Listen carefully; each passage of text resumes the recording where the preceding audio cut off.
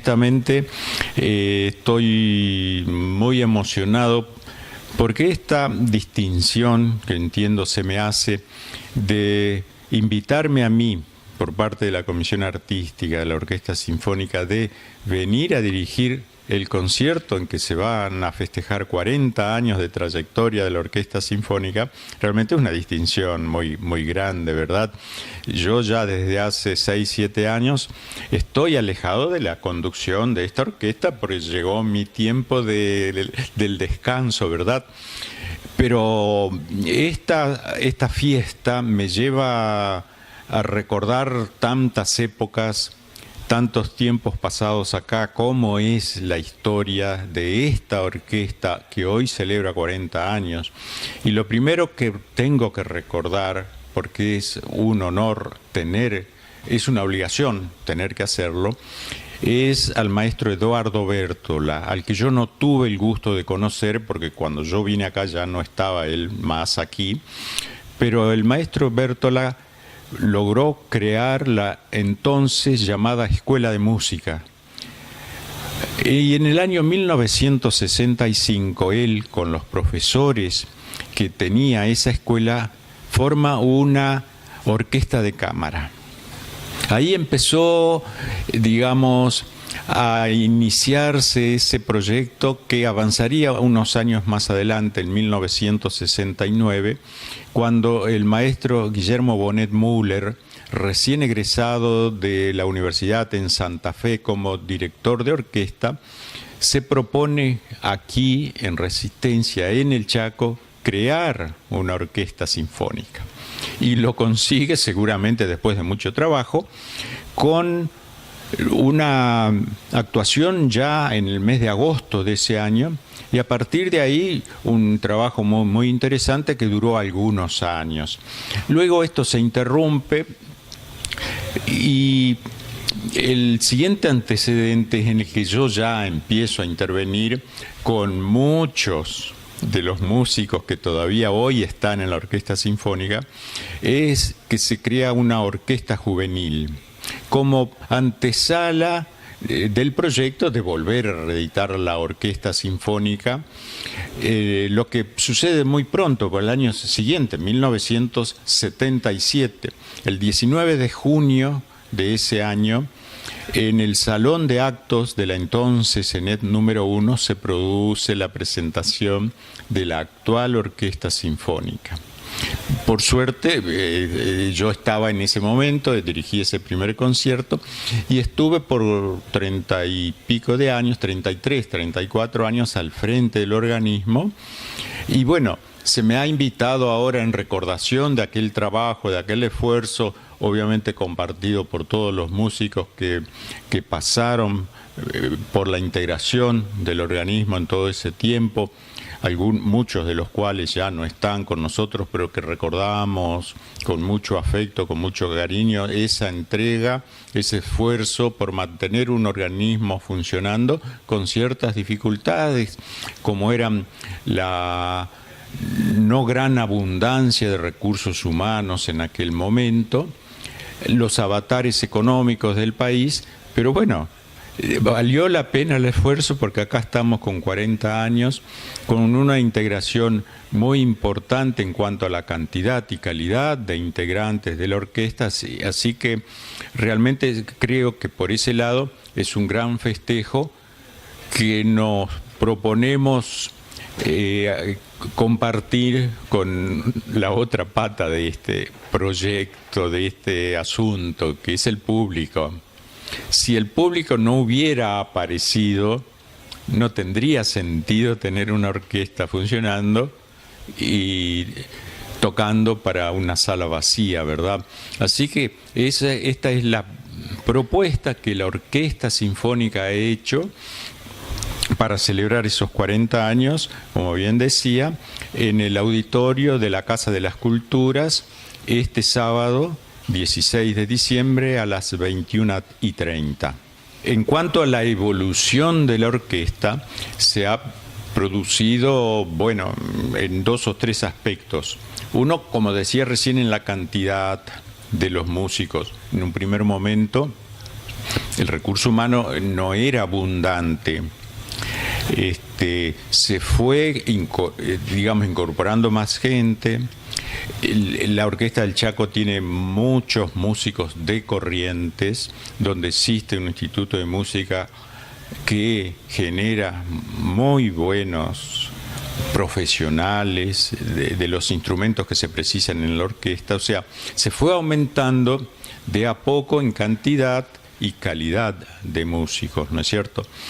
Y bueno, el trabajo grupal, que es importante en una cantidad tan grande de músicos, se fue, digamos, perfeccionando con el tiempo. La participación de directores invitados que llegaron de diversos lugares, no quizás en la cantidad necesaria por razones bueno, desde lo que uno ya se imagina, ¿no es cierto? Hubo épocas que el país no pasaba por una gran abundancia o habría inconvenientes, pero la orquesta logró sobrevivir esos 40 años. Han pasado en la provincia gobiernos provinciales de tantos colores políticos distintos, todos han mantenido funcionando un organismo que genera gasto o llamémoslo mejor una inversión, que digamos unos números algo importantes, pero por eso la preocupación siempre ha sido responder a ese dinero que se tiene que destinar por la cantidad de personas que requiere un organismo de este tipo, llevando a la mayor cantidad de público posible espectáculos que sean del interés de las personas, ¿no es cierto? Yo recuerdo, por ejemplo, en este momento, en el mismo año 1977, también en la ENED número 1, me recuerdo hasta el día, 2 de octubre, hicimos un homenaje al vals. Bueno, como para olvidarse la repercusión que tuvo eso, ¿no es cierto? Y hubo muchos otros acontecimientos en donde participó la orquesta, a veces en forma exclusiva, en un espectáculo a su cargo, y otras oportunidades integrando otros, con otros organismos, con otras especialidades, por ejemplo, las óperas. Una de las últimas, que ha sido impresionante, porque el entonces gobernador Capitanich logró una colaboración nada menos que con el Teatro Colón. Y entonces ahí ofrecimos la Traviata con la Orquesta Sinfónica del Chaco, con cantantes de nivel mundial, con escenografía traída del Teatro Colón, con vestuarios del Teatro Colón, algunos trajes históricos que habían usado grandes estrellas como Ana Moffo en la representación de Traviata. En el propio Teatro Colón estuvo acá en el escenario del Domo del Centenario. Ha sido realmente impresionante. La orquesta también participó de otras óperas, también participó de espectáculos de ballet, en donde estaba la profesora María Emilia Barra, de gran trayectoria acá en la ciudad. Y bueno, eso han tenido repercusión en el público realmente muy, muy importante. Después, por recordar algunos nomás y de otras facetas, pudimos ofrecer espectáculos donde sí estaba la orquesta sola, pero con música de película, que han tenido también una gran repercusión ya en los últimos años de mi presencia aquí, ¿no es cierto?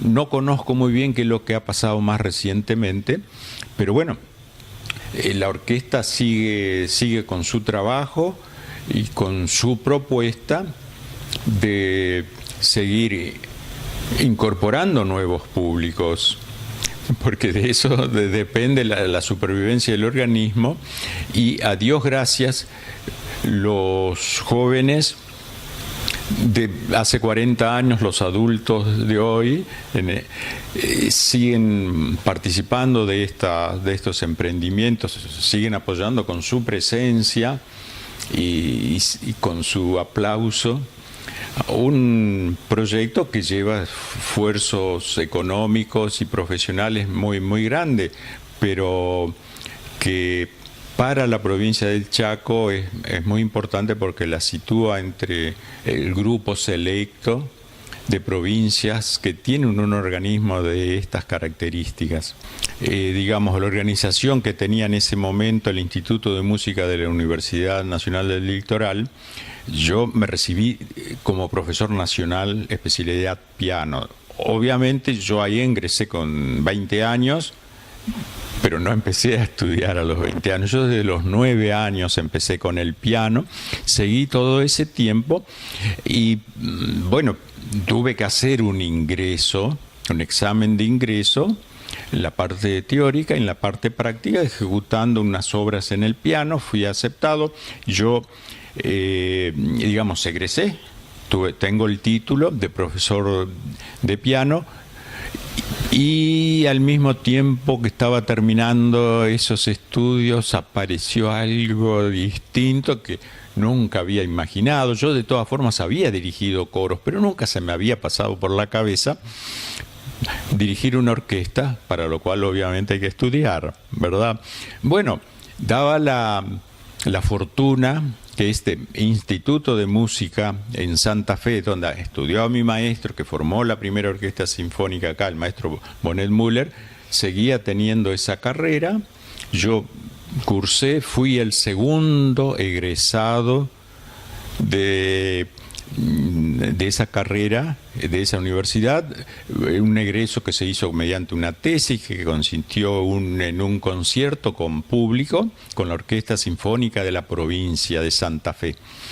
Bueno, eso es más o menos a grandes líneas. Después uno sigue estudiando, sigue buscando, investigando, perfeccionándose, porque la universidad da una base sobre la cual, digamos, si esa base es buena, uno puede crecer, puede ampliar su conocimiento. En un tiempo muy cercano a mis estudios, yo dirigía con cierta frecuencia la Orquesta Sinfónica de la provincia de Santa Fe, de la ciudad de Santa Fe, la que volví a dirigir en otra apuesta muy importante fue de la ópera Aida, nada más ni nada menos, en 1995. Después, bueno, yo estuve trabajando también con la Orquesta de Corrientes.